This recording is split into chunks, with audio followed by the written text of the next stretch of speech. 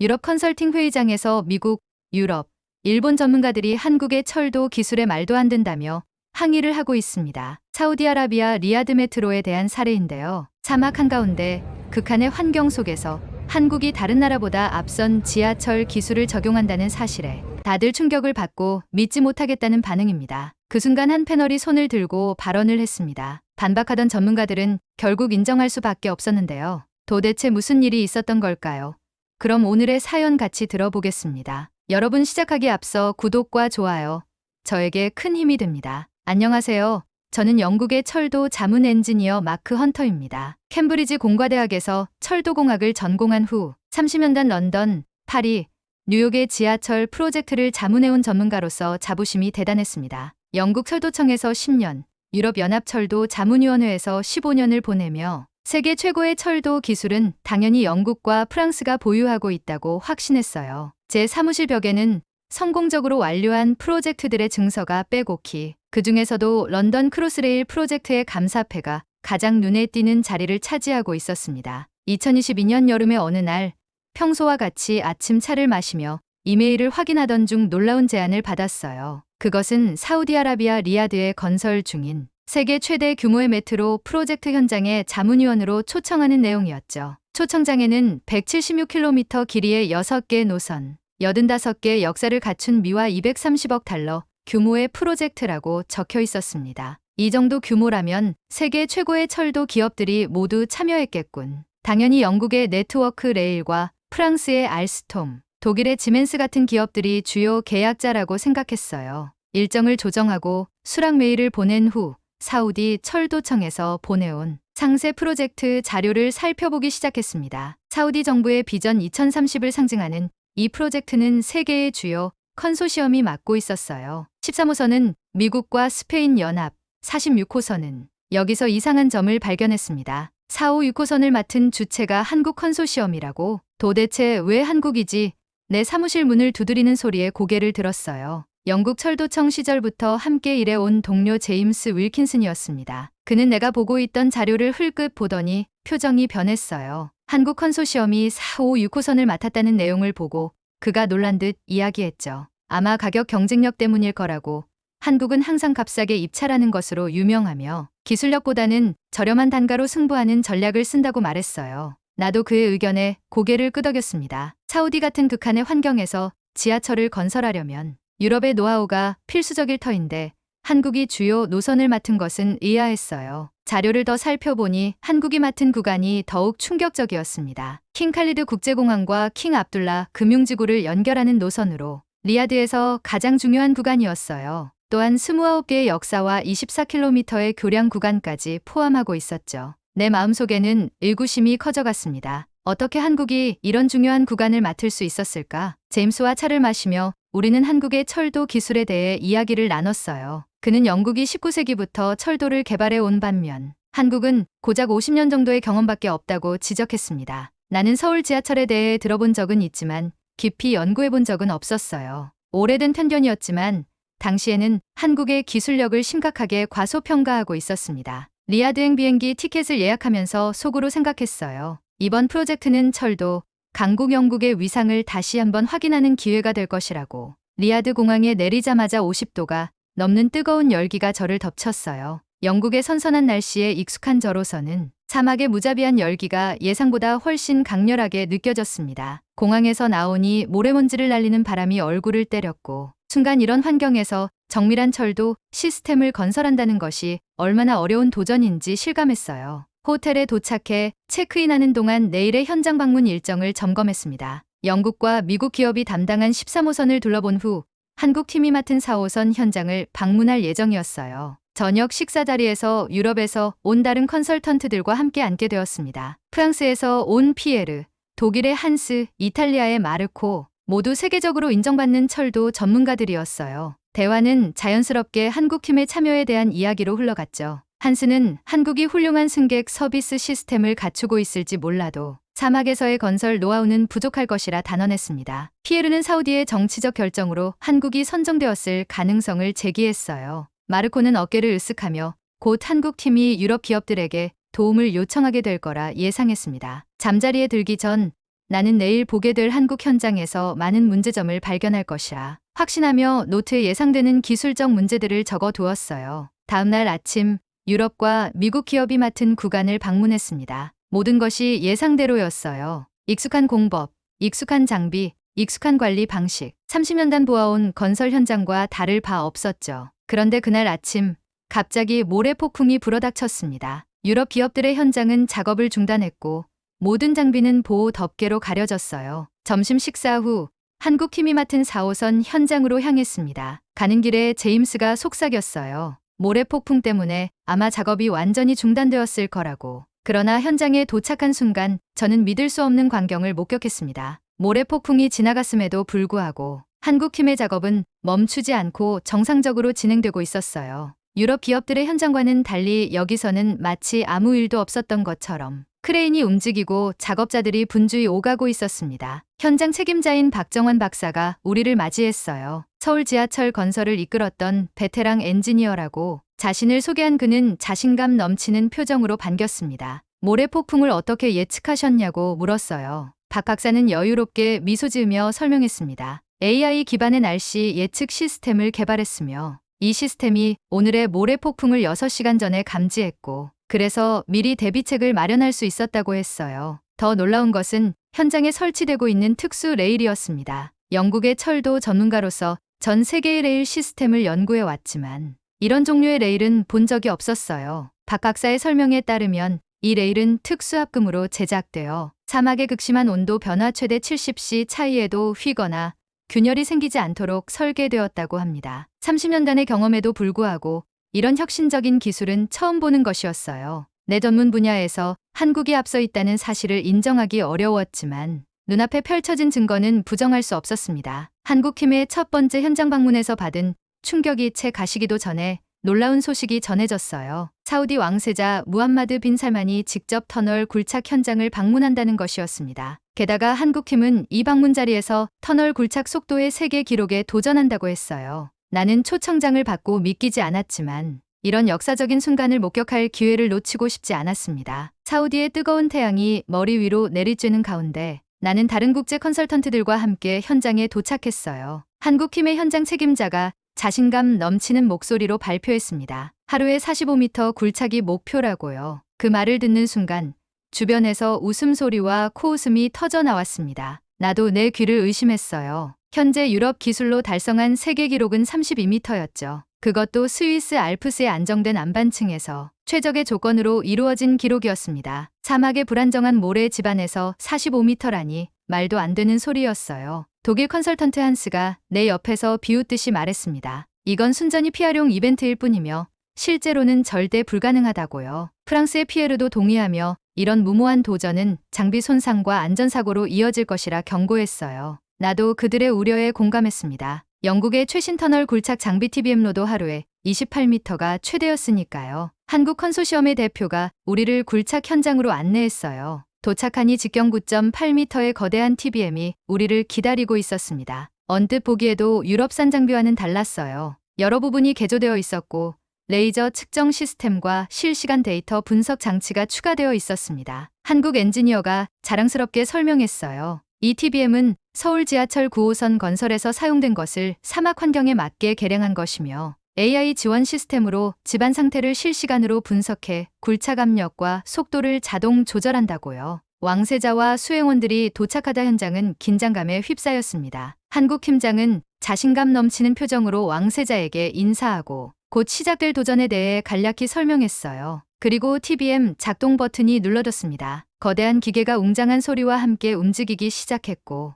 모니터링 화면에는 실시간으로 데이터가 표시되었어요. 터널 굴착의 세계적 권위자로서 나는 한국 엔지니어들의 모든 동작을 예리하게 지켜봤습니다. 그들은 놀랍도록 조직적이었고 마치 오랜 시간 함께 작업해온 것처럼 완벽한 호흡을 자랑했어요. 가장 충격적인 것은 터널 벽면을 동시에 보강하는 특수 공법이었습니다. 일반적으로 굴착 후 별도의 공정으로 벽면을 보강하는데 한국팀은 굴착과 동시에 특수 화합물을 분사해 벽면을 즉시 경화시키는 기술을 사용했어요. 이 방식은 내가 지금까지 어디서도 본 적 없는 혁신적인 방법이었습니다. 시간이 흐를수록 굴착 속도는 더욱 빨라졌고 모니터에 표시되는 수치는 끊임없이 상승했어요. 점심시간, 그들은 이미 20m를 굴착했습니다. 이미 놀라운 속도였죠. 영국 동료들의 표정이 굳어지기 시작했어요. 계속해서 속도가 올라가는 것을 보며 프랑스의 피에르는 얼굴이 창백해졌고 독일의 한스는 더 이상 비웃지 않았습니다. 저녁 6시 한국 팀은 33m를 달성했어요. 이미 기존의 세계 기록을 갈아치운 것이었습니다. 왕세자는 박수를 치며 기뻐했고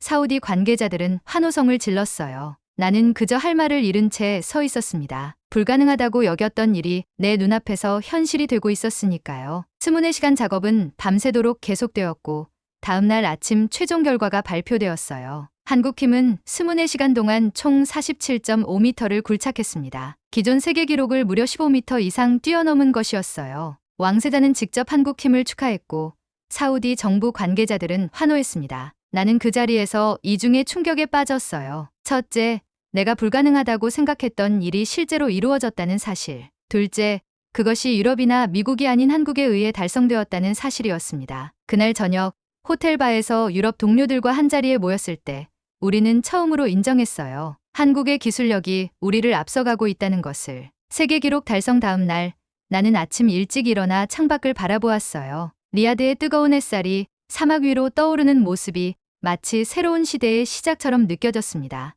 유럽의 철도 전문가로서 내 인생의 패러다임이 완전히 바뀌는 순간이었어요. 호텔 로비에서 아침 식사를 하며 생각했습니다. 한국팀의 성공이 단순한 행운이나 우연일 리 없었어요. 그들의 비결을 알고 싶었습니다. 용기를 내어 박정환 박사에게 인터뷰를 요청하는 메시지를 보냈고 그는 흔쾌히 수락했어요. 오후에 현장 근처 카페에서 만나기로 했습니다. 약속 시간보다 일찍 도착해 창가 자리에 앉아 기다리고 있을 때 박 박사가 정확히 약속 시간에 나타났어요. 그는 사막의 무더위에도 불구하고 단정한 차림새였고 온화한 미소와 함께 인사했습니다. 그의 눈빛에서 자신감과 겸손함이 동시에 느껴졌어요. 나는 터널 굴착의 세계 기록에 대해 축하를 건넸고 어떻게 이런 놀라운 성과를 이룰 수 있었는지 물었습니다. 박 박사는 커피를 한 모금 마시고 천천히 이야기하기 시작했어요. 한국은 불가능을 가능하게 만드는 나라라고요. 1970년대 한국이 처음 지하철을 건설할 당시 기술도 경험도 자본도 부족했지만 끈기와 혁신으로 이를 극복했다고 설명했습니다. 서울 지하철은 세계에서 가장 복잡한 환경에서 건설되었다고 했어요. 밀도 높은 도심 지역, 한강을 가로지르는 구간, 단단한 화강암 지반, 연약한 충적층, 고밀도 인구, 지역의 안전 문제 등 서울 지하철 건설은 끊임없는 도전의 연속이었습니다. 그럼에도 불구하고 현재 서울 지하철은 세계 최고 수준의 시스템을 갖추게 되었어요. 박 박사는 자부심 가득한 목소리로 서울 지하철의 성과를 이야기했습니다. 99.9%의 정시 운행률은 세계 최고 수준이며 열차가 단 몇 초의 오차도 없이 정확하게 운행된다고요. 런던이나 뉴욕, 파리 같은 오래된 지하철 시스템과 비교할 수 없는 수준이라고 했어요. 나는 놀라움을 감추지 못했습니다. 롤링스톡 롤링 스톡 기술, 신호 시스템, 승객 정보 시스템 등 모든 면에서 한국이 세계 최고 수준이라는 사실을 인정할 수밖에 없었어요. 박 박사는 자신의 태블릿을 꺼내 서울 지하철의 사진과 통계 자료를 보여주었습니다. 하루 평균 이용객 700만 명을 넘어 전 세계에서 가장 많은 승객을 수송하는 지하철 중 하나라고 설명했어요. 그에 비해 런던 지하철은 약 500만 명,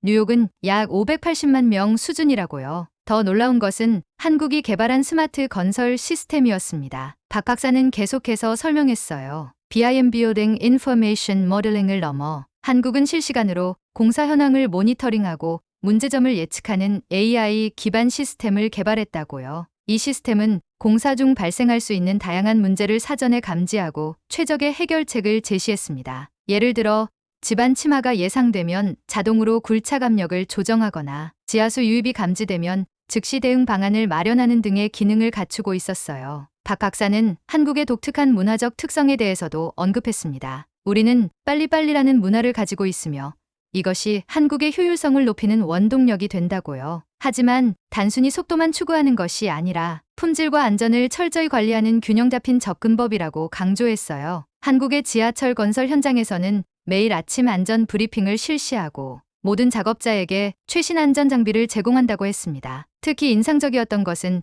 작업 중 발생한 모든 문제를 데이터베이스화하여 향후 프로젝트에 반영한다는 점이었어요. 이 지식관리 시스템은 한국 철도 기술의 지속적인 발전을 가능하게 하는 핵심이라고 설명했습니다. 박 박사의 말을 들으며 나는 지금까지 유럽 중심의 철도 기술 패러다임에 갇혀 있었다는 사실을 깨달았어요. 한국이라는 작은 나라가 불과 50년 만에 세계 최고 수준의 지하철 시스템을 구축하고 사막이라는 극한 환경에서도 그 우수성을 증명해냈다는 사실이 경이로웠습니다. 인터뷰를 마치며 박 박사에게 물었어요. 도대체 어떻게 이런 발전을 이룰 수 있었는지요? 그는 간단하게 대답했습니다. 우리에게는 선택의 여지가 없었다고요. 한국은 자원이 부족한 나라이기에 사람이 가장 중요한 자원이며 그래서 교통 인프라가 절대적으로 중요했다고 설명했어요. 필요가 혁신을 낳고 도전이 발전을 이끌어낸 것이라고 했습니다. 카페를 나서며 나는 깊은 생각에 잠겼어요. 30년간 철도 전문가로 살아오면서 오늘 하루 만에 내가 알던 세계가 완전히 뒤집어졌다는 사실이 믿기지 않았습니다. 박 박사와의 대화 이후 나는 철도 엔지니어로서 지난 30년간 믿어왔던 모든 가치관이 흔들리는 것을 느꼈어요. 영국 철도청에서 근무하며 늘 우리가 세계 최고라고 자부했던 기술들이 한국에 의해 완전히 압도당한 현실을 인정해야 했습니다. 호텔로 돌아오는 길, 거리의 모래바람 속에서 생각했어요. 우리 영국이 세계 최초로 철도를 발명하고 200년의 역사를 자랑하는데 고작 50년 역사의 한국에게 이렇게 완패하다니. 다음 날 나는 직접 한국팀의 작업 현장을 더 깊이 관찰하기로 결심했습니다. 유럽 동료들은 내가 미쳤다며 비웃었어요. 독일의 한스는 그들에게 배울 게 뭐가 있다고? 라며 코웃음 쳤고 프랑스의 피에르는 일시적인 행운일 뿐이라고 고집했습니다. 하지만 나는 내 눈으로 본 사실을 부정할 수 없었어요. 현장에 도착하자 한국팀은 모듈형 교량 건설 작업을 진행 중이었습니다. 유럽에서는 상상도 할 수 없는 광경이 펼쳐졌어요. 공장에서 미리 제작된 55m 길이의 거대한 교량, 상판이 특수 제작된 크레인을 통해 정확히 제자리에 안착되고 있었습니다. 영국이나 독일에서는 이런 규모의 교량 상판을 현장에서 조립하는 데만 최소 30일이 소요됩니다. 그런데 한국 엔지니어는 자신있게 말했어요. FSLMFO Span Launching Method 공법으로 단 7일이면 교량 하나를 완성할 수 있다고. 나는 경악을 금치 못했습니다. 그들의 효율성은 유럽 표준의 4배 이상이었어요. 한국 현장 엔지니어 김영우는 자랑스럽게 설명했습니다. 이 공법은 10년 전 인천대교 건설 때 개발된 것으로 현장 작업을 최소화하고 품질을 극대화하는 혁신적 방법이라고요. 유럽에서는 여전히 전통적인 현장 타설 공법을 고수하는 동안 한국은 이미 다음 세대의 건설 방식을 구현하고 있었어요. 내 머릿속에서는 영국 건설 현장의 모습이 떠올랐습니다. 수많은 관료주의적 절차, 끝없는 회의, 느린 의사결정 과정. 반면 한국 현장은 완전히 달랐어요. 의사결정이 빠르고 현장 작업자까지 혁신적 아이디어를 제안할 수 있는 열린 문화였습니다. 유럽의 수직적, 관료주의적 접근법과는 천지 차이였어요. 더욱 충격적인 사실은 한국 시스템의 완성도였습니다. 내가 살펴본 각종 도면과 시뮬레이션에서 오류를 찾아보려 했지만 모든 것이 완벽했어요. 오히려 영국이나 독일의 설계보다 더 정교했고 사막 환경의 특수성을 고려한 디테일은 감탄을 자아냈습니다. 오후에는 안전관리 시스템을 볼 기회가 있었어요. 유럽에서는 안전관리가 주로 페이퍼워크와 형식적인 절차로 이루어지는 반면 한국팀은 AI 기반 실시간 모니터링 시스템을 갖추고 있었습니다. 모든 작업자는 스마트 헬멧과 조끼를 착용했는데 이 장비들은 작업자의 위치, 생체 신호, 주변 위험 요소까지 실시간으로 감지했어요. 영국의 최첨단 건설 현장에서도 보지 못한 수준의 기술이었습니다. 한국 안전관리자가 자랑스럽게 말했어요. 이 시스템 덕분에 지난 3년간 사고율이 85% 감소했으며 이는 유럽 표준보다 훨씬 낮은 수치라고. 저녁이 되어 현장을 떠나며 나는 쓰라린 현실을 직시해야 했습니다. 유럽, 특히 영국이 철도 강국이라는 자부심은 이제 허상에 불과했어요. 한국은 단순히 따라잡은 것이 아니라 이미 우리를 훨씬 앞서가고 있었습니다. 호텔로 돌아와 노트북을 열었어요. 본사에 보낼 보고서의 초안을 작성하기 시작했습니다. 영국 철도 산업의 미래를 위한 한국식 혁신의 교훈이라는 제목을 달았어요. 하지만 내 손가락이 키보드 위에서 멈췄습니다. 과연 본사가 이 냉혹한 현실을 받아들일 준비가 되어 있을까? 200년의 자부심을 버리고 아시아의 작은 나라에게 배우자고 제안한다면? 깊은 한숨을 내쉬며 타이핑을 계속했어요. 진실은 때로 고통스럽지만 변화하지 않으면 우리는 영원히 뒤처질 것이라는 확신이 들었습니다. 다음 날 아침 예상대로 본사로부터 충격과 불신의 회신이 왔어요. 헌터, 당신이 미쳤소? 한국이 우리보다 나을 리가 없어. 하지만 나는 이미 알고 있었습니다. 한국의 철도 기술은 이미 유럽을 15년 이상 앞서가고 있으며 그 격차는 계속 벌어지고 있다는 사실을요. 국왕의 방문이 세계 언론에 대대적으로 보도된 후 리야드에서는 세계 각국의 철도 전문가들이 참석하는 대규모 컨퍼런스가 개최되었어요. 미래 도시 교통의 혁신 리야드 메트로의 교훈이라는 제목의 이 행사는 사우디 정부가 주최했습니다. 컨퍼런스장은 전 세계에서 모인 500명이 넘는 철도 전문가들로 가득 찼어요. 미국, 영국, 프랑스, 독일, 일본, 중국 등 전통적인 철도 강국들의 대표단이 앞자리를 차지했습니다. 개막 세션의 기조 연설은 놀랍게도 한국 컨소시엄의 대표에게 주어졌어요. 박정환 박사가 단상에 올랐을 때 회의장의 분위기는 미묘하게 변했습니다. 전통적인 철도 강국들의 대표들은 불편한 표정을 감추지 못했어요. 하지만 사우디 관계자들과 개발도상국 대표들의 눈빛에서는 기대감이 느껴졌습니다. 박 박사는 화려한 수사 없이 사실과 데이터에 기반한 발표를 시작했어요. 리야드 메트로 프로젝트의 성과, 직면했던 도전들, 그리고 어떻게 그 도전들을 극복했는지 차분히 설명했습니다. 가장 인상적이었던 것은 한국이 적용한 기술이 단순히 리야드를 위해 개발된 것이 아니라 서울 지하철 시스템에서 이미 검증된 기술을 사막 환경에 맞게 최적화한 것이라는 점이었어요. 이는 한국의 기술력이 독자적으로 발전해 왔으며 어떤 환경에서도 적용 가능한 보편성을 가지고 있음을 의미했습니다. 발표가 끝나자 회의장은 잠시 정적에 휩싸였어요. 그리고 갑자기 우레와 같은 박수가 터져 나왔습니다. 질의응답 시간에는 수많은 질문이 쏟아졌어요. 대부분의 질문은 어떻게 이런 기술을 개발할 수 있었는지, 어떻게 이런 효율성을 달성할 수 있었는지에 집중되었습니다. 특히 아프리카와 중동, 동남아시아에서 온 대표들은 한국의 기술을 자국에 도입할 수 있는 방안에 대해 열띤 관심을 보였어요. 컨퍼런스 이틀째 각 국가별 세션이 진행되었습니다. 프랑스, 독일, 일본 등 전통적인 철도 강국들의 발표는 기존의 접근법을 약간 개선한 수준에 그쳤어요. 반면 한국 세션은 인원을 수용하지 못할 정도로 참석자들로 넘쳐났습니다. 많은 이들이 복도에 서서라도 한국의 발표를 듣고자 했어요. 세션이 끝난 후 한국 대표단 주변에는 명함을 교환하고 협력 방안을 논의하려는 사람들의 긴 줄이 형성되었습니다. 컨퍼런스의 마지막 날 사우디 교통부 장관이 중요한 발표를 했어요. 사우디 정부는 향후 모든 도시 교통 프로젝트에 한국의 기술 표준을 적용할 것이며 한국과의 기술 협력을 더욱 강화할 것이라고 선언했습니다. 이는 전통적인 철도 강국들에게는 충격적인 소식이었어요. 프랑스의 알스톰, 독일의 지멘스, 일본의 미쓰비시와 같은 거대 기업들이 수십 년간 장악해온 시장에 한국이 당당히 진입한 것이었습니다. 영국으로 돌아가는 비행기 안에서 나는 최종 보고서를 작성했어요. 처음에는 영국 본사의 반응이 걱정되었지만 이제는 그런 걱정을 떨쳐버렸습니다. 진실은 분명했고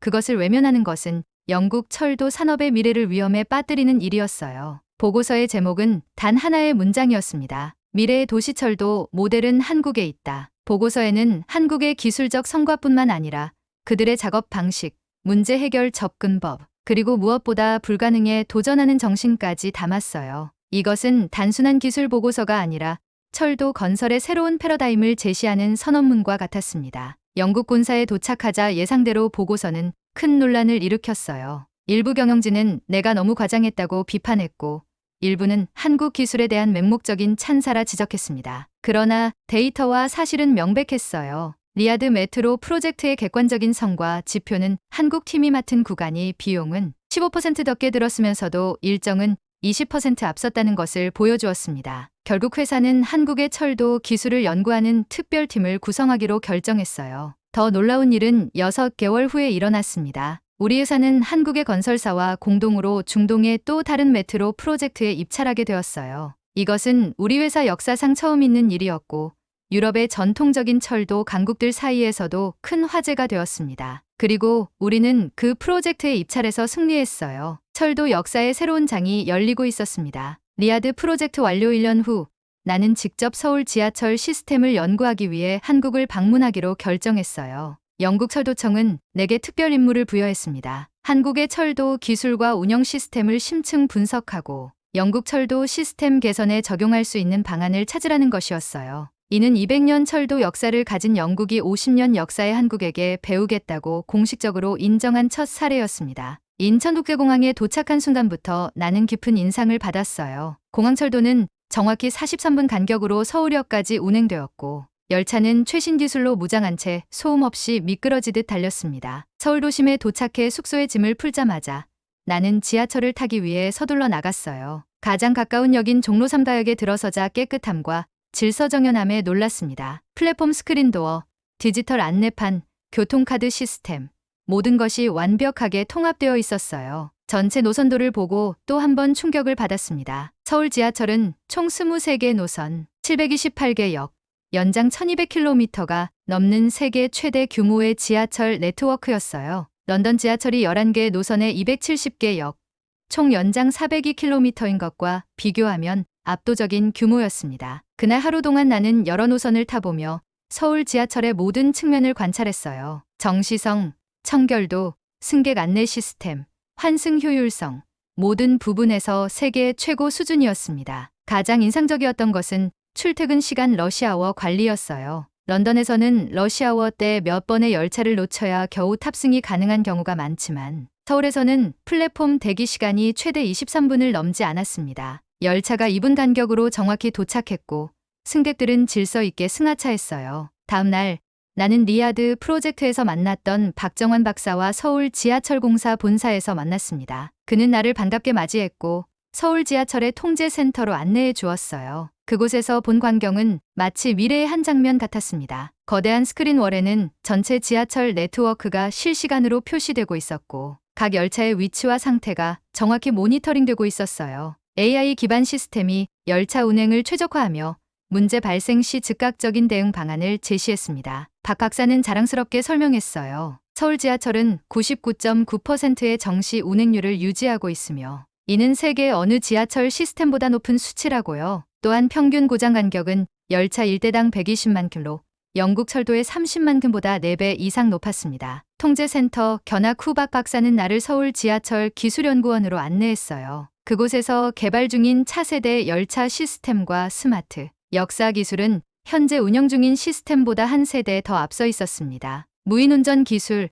에너지 효율성, 승객 편의성 모든 측면에서 혁신을 거듭하고 있었어요. 특히 인상적이었던 것은 디지털 트윈 기술이었습니다. 물리적 지하철 시스템의 모든 구성 요소를 가상 환경에 복제하여 실시간으로 모니터링하고 시뮬레이션할 수 있는 시스템이었어요. 이 기술은 유지 보수를 획기적으로 개선하고 잠재적 문제를 사전에 감지하여 예방할 수 있게 해주었습니다. 마지막 날 박 박사와 함께 저녁 식사를 하며 깊은 대화를 나눴어요. 한국의 기술이 세계적으로 인정받고 있다고 말하자 그는 여전히 겸손한 태도로 대답했습니다. 우리는 단지 더 나은 방법을 찾았을 뿐이며 앞으로도 계속 발전할 것이고 언젠가는 지금보다 더 좋은 시스템을 만들 것이라고요. 그의 말에서 한국의 끊임없는 혁신 정신과 겸손함을 동시에 느낄 수 있었어요. 영국으로 돌아온 후 나는 런던 킹스 칼리지 대학에서 특별 강연을 부탁받았습니다. 주제는 21세기 도시 철도의 새로운 패러다임이었어요. 강연을 시작하기 전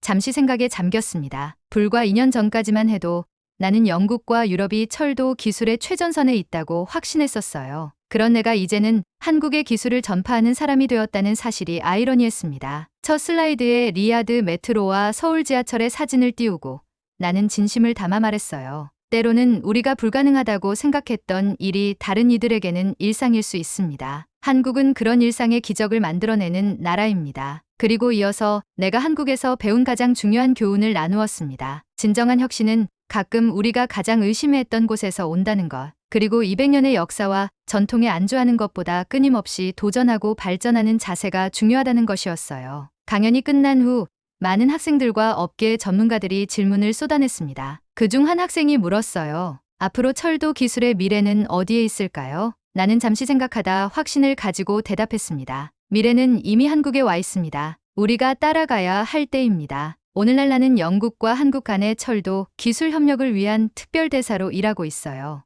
양국 간 기술 교류와 공동 프로젝트를 추진하며 과거의 편견을 버리고 서로에게서 배우는 새로운 시대를 열어가고 있습니다. 리야드 메트로는 2023년 12월 1일 정식 개통되어 현재 완벽하게 운영 중이에요. 한국이 건설한 4, 5, 6호선은 특히 승객 만족도가 높고 운영 효율성 면에서도 탁월한 성과를 보이고 있습니다. 이 프로젝트는 한국 철도 기술의 우수성을 세계에 알린 이정표가 되었어요. 사우디아라비아뿐만 아니라 중동, 동남아시아, 아프리카 등 많은 국가들이 한국의 기술력에 주목하고 있습니다. 한국은 이제 세계 철도 기술의 새로운 표준을 만들어가고 있어요. 200년의 역사를 가진 영국이 50년 역사의 한국에게 배우는 아이러니한 상황. 하지만 이것이 진정한 혁신의 모습이며 한국의 끊임없는 도전 정신과 창의력이 만들어낸 결과라고 생각합니다. 그리고 나는 이 놀라운 변화의 순간을 목격한 행운아라고 스스로를 생각해요. 세계의 철도 역사는 이제 새로운 장을 열었고 그 중심에는 대한민국이 당당히 서 있습니다. 여러분, 오늘의 사연 재미있게 보셨나요? 한국 철도 기술의 우수성에 놀라우셨다면 좋아요와 구독 부탁드립니다. 댓글로 여러분의 생각을 나눠주세요.